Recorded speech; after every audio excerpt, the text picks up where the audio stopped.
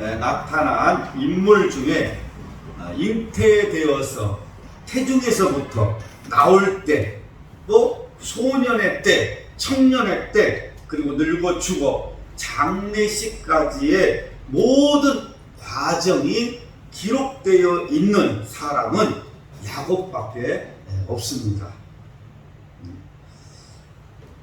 이 야곱의 특징은 엄마 뱃속에서부터 장자의 축복권을 놓고 싸웠습니다.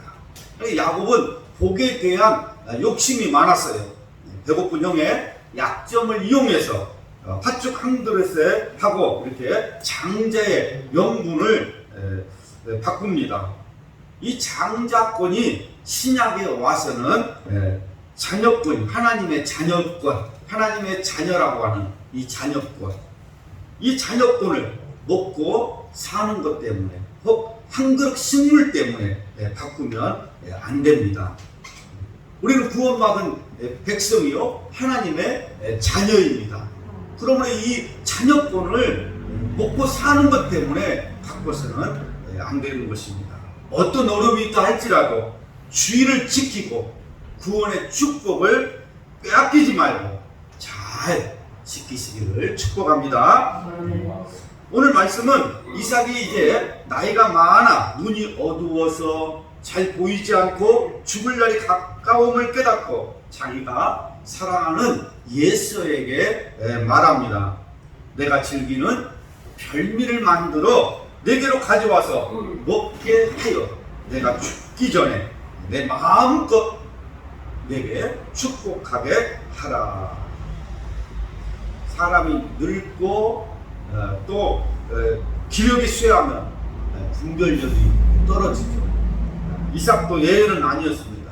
누가 축복을 받아야 하는지 분별하지 못한 것입니다.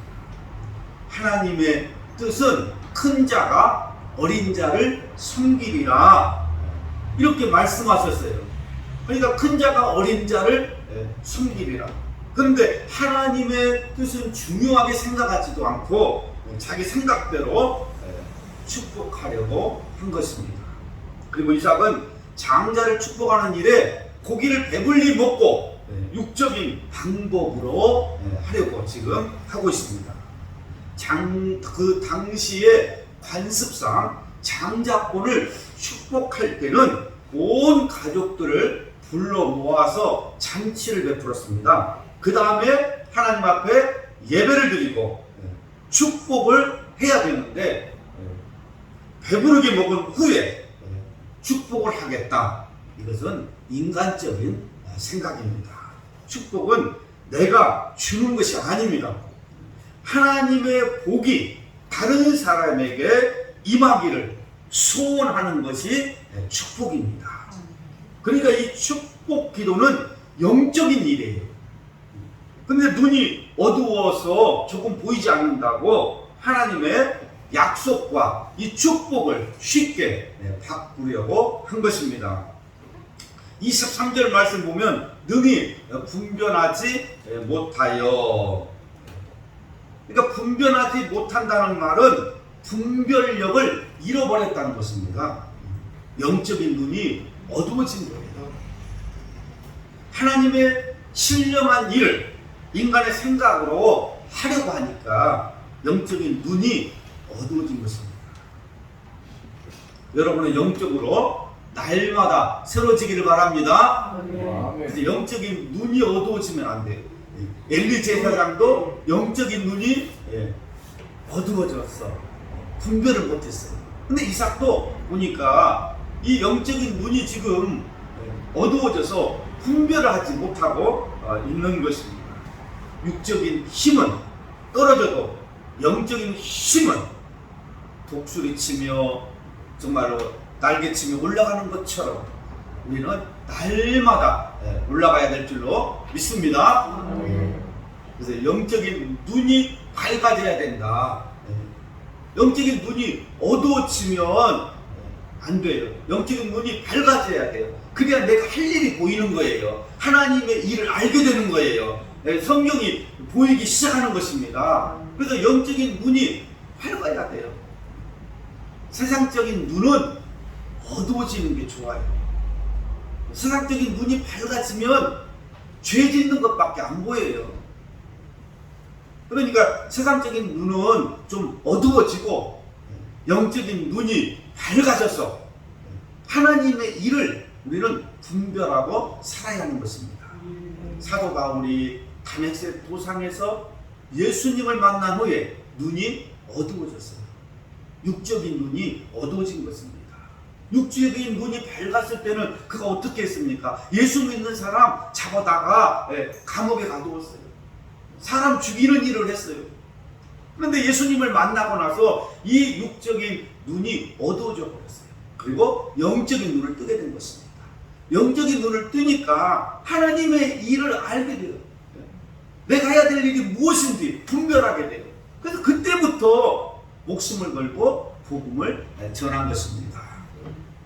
그래서 우리는 이 육적인 눈은 좀 어두워져야 죄를 짓지 않고 영적인 눈이 밝아져야 하나님의 일을 알게 되고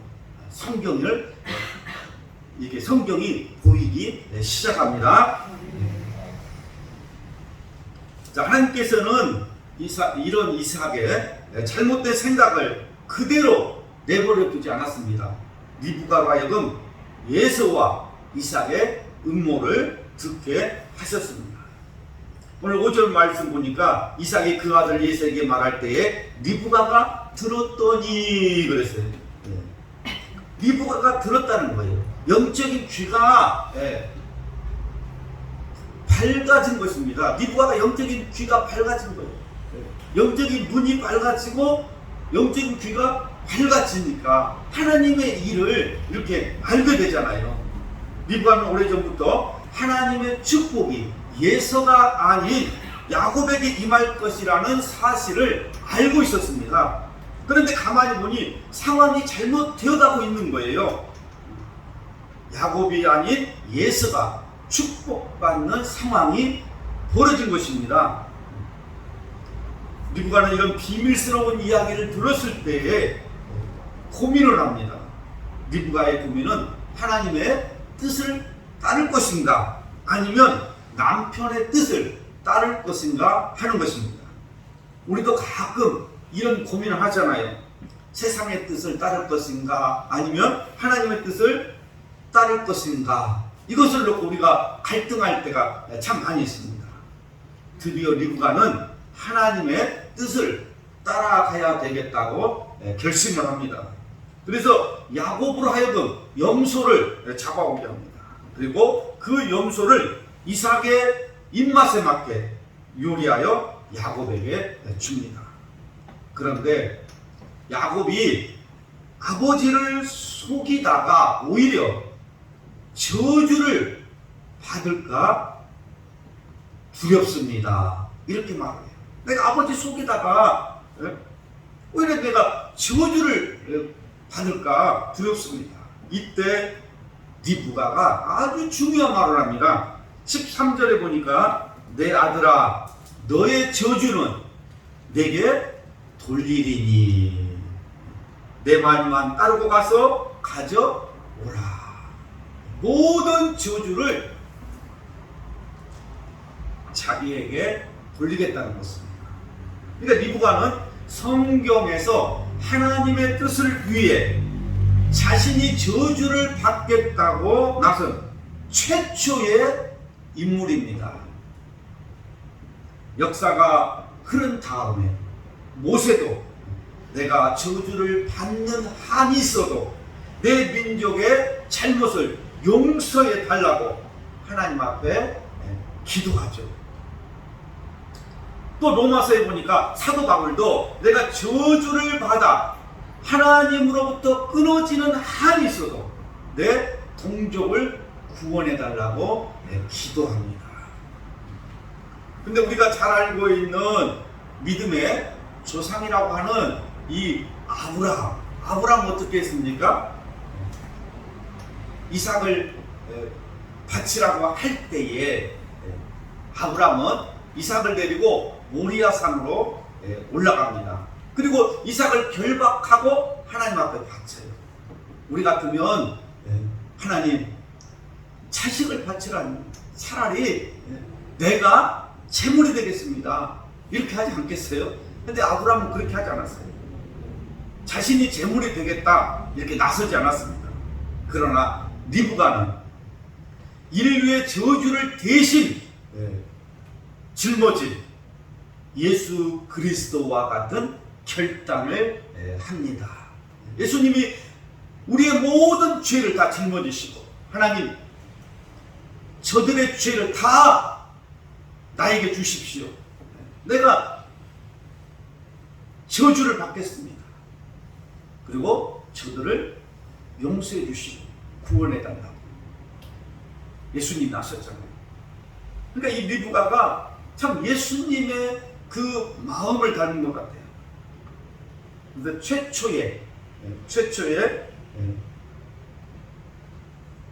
자신이 저주를 받겠다고 이렇게 한 여인으로 기록되어 있습니다. 결국 이삭은 야곱을 예수로 착각하고 이제 축복을 합니다. 자, 28절에서 29절 말씀을 보겠습니다. 28절, 29절 읽습니다. 하나님은 하늘의 이슬과 땅의 기름짐이며 풍성한 곡식과 포도주를 내게 주시기를 원하노라. 만민이 너를 섬기고 열국이 내게 굴복하리니 내가 형제들의 주가 되고 내 아버지의 아들들이 내게 굴복하며 너를 저주하는 자는 저주를 받고 너를 축복하는 자는 복을 받기를 원하노라. 자, 이삭이 이제 이 야곱에게 복을 빌어주는데 첫 번째 복은 하늘의 복입니다. 하늘의 이슬과 하늘의 복. 그러니까 모든 복의 근원은 하늘의 복이에요. 영적인 복입니다. 이 영적인 복을 먼저 받아야 돼요. 영적인 복을. 그래서 이삭이 먼저 하늘의 이슬의 복이여 하며 축복합니다. 여러분, 영혼이 잘 돼야 범사가 잘 된다고 했습니다. 그래서 영혼의 복을 받아야 돼요. 자, 두 번째 복은 무슨 복이냐? 땅에 기름짐이며 풍성한 곡식과 포도주를 내게 주시기를 원하노라. 이것은 물질의 복이죠. 하늘의 복을 먼저 받고 그 다음에 물질의 복을 축복해 줍니다. 그러니까 하늘의 신령한 복도 우리가 받아야 되지만 땅의 기름진 복도 받아야 되는 것입니다.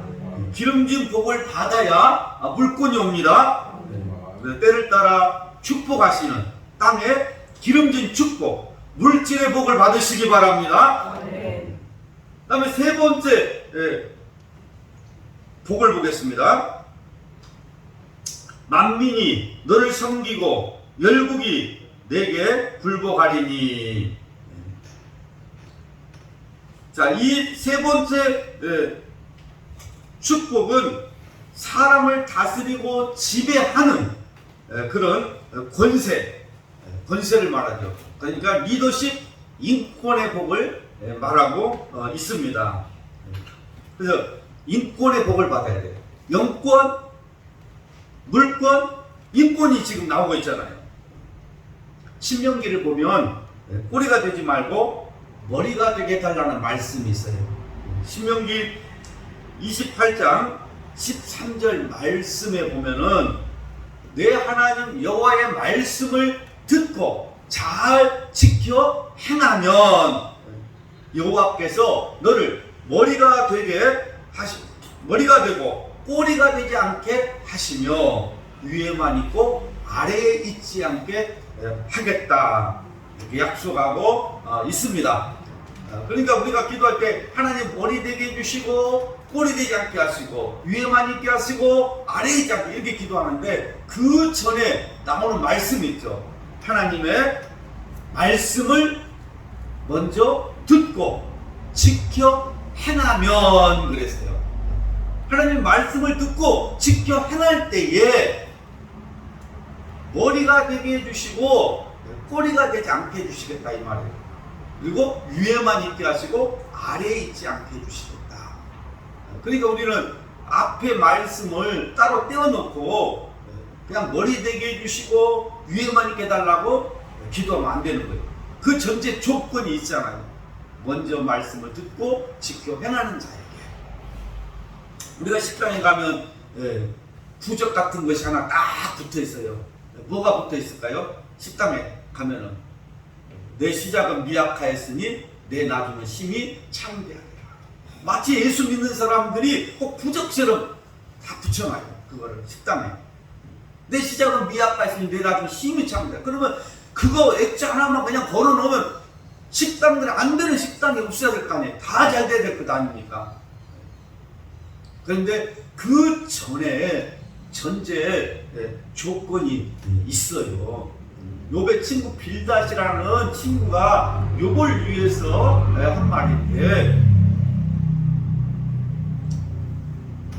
네가 부지런히 하나님을 찾고 하나님 앞에 기도하고 청결하게 하면, 모든 이 죄를 고백하면 내 시작은 미약하였으나 내 나중은 심히 창대하게 할 것이다. 이 말씀이에요. 그러니까 이것도 전제 조건이 다 있는 거예요. 내 시작은 미약하고 내 나중은 심히 창대하리라. 이 말씀만 가지고 하면 안 돼요. 그 전에 하나님을 찾고 부지런히 기도하고 우리의 이 죄를 청결하게 하면, 그때 하나님께서 내 시작은 작지만 앞으로 너를 크게 주리라, 이렇게 약속하고 있는 것입니다. 그래서 우리는 영권과 물권과 이 인권의 복을 받아야 합니다. 사람들에게 지배받지 말고 머리가 되시기를 바랍니다. 요셉은 애굽에 팔려갔지만 나중에는 애굽을 지배합니다. 애굽을 다스립니다. 이것이 바로 인권입니다. 사람들에게 높임을 받는, 인정을 받는 인권의 복을 받으시기를 축복합니다. 그 다음에 네 번째 복은 너를 저주하는 자는 저주를 받고 너를 축복하는 자는 복을 받기를 원하노라 그랬어요. 그러니까 이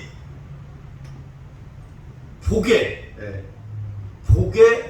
복을 지금 말하고 있어요. 복의 복. 하나님은 나만 축복하시는 것이 아니라 나를 저주한 자를 저주하고 나를 축복한 자를 축복한다는 것입니다. 복의 근원의 복. 복의 근원의 복. 얼마나 놀라운 복이에요. 나를 축복하는 자를 축복하고 나를 저주한 자를 저주하겠다. 그러니까 여러분도 저를 축복해 줘야지 저를 저주하면 안 되는 거예요. 제가 부족하더라도 날마다 축복해 줘야 여러분이 복을 받는 것입니다. 이 복을 우리가 받아야 사람들이 대적하지 못합니다. 하나님은 나를 보호를 해요. 모세가 이 이방 여인과 결혼을 했을 때에 누가 비난을 했습니까? 그의 누이 미리암이 비방을 했습니다. 결국 미리암은 나병에 걸리고 말았어요. 그래서 복의 이 근원의 축복을 받은 사람을 대적하면 자기가 저주를 받게 되는 것입니다. 그래서 하나님의 기름 부음 받은 종들을 대적하면 안 되는 거예요. 교회를 대적하면 안 되는 것입니다. 그래서 내가 대적을 하면 저주를 받게 되었어요. 그래서 자녀들에게도 우리가 가르쳐야 돼요. 절대로 교회를 대적하지 말아라. 죄정을 대적하지 말아라. 그것이 저주를 받지 않는 길입니다. 자, 결국은 야곱이 하늘의 신령한 복과 또 이 물권과 인권을 받게 됩니다. 여러분도 이 복을 받으시기를 바랍니다. 자, 30절과 31절 말씀 보니까 이삭이 야곱에게 축복하기를 마침에 야곱이 그 아비 이삭 앞에서 나가자 곧 그 형 예스가 사냥하여 돌아온지라 그랬어요. 정말 아슬아슬하잖아요. 만약에 야곱이 축복을 받고 있을 때 들어왔으면 어쩔 뻔했어요. 그런데 하나님께서는 정확하게 이 때에 따라서 정확한 시간에 복을 주시는 것입니다. 지금까지 이삭이 예수인 줄 알고 야곱을 마음껏 이렇게 축복을 해주었는데 갑자기 이제 예수가 들어와서 마음껏 축복해 달라고 하니까 얼마나 놀랍겠습니까? 이것을 볼 때 사람은 때를 놓치면 안 된다. 때를 놓치면 안 되는 거예요.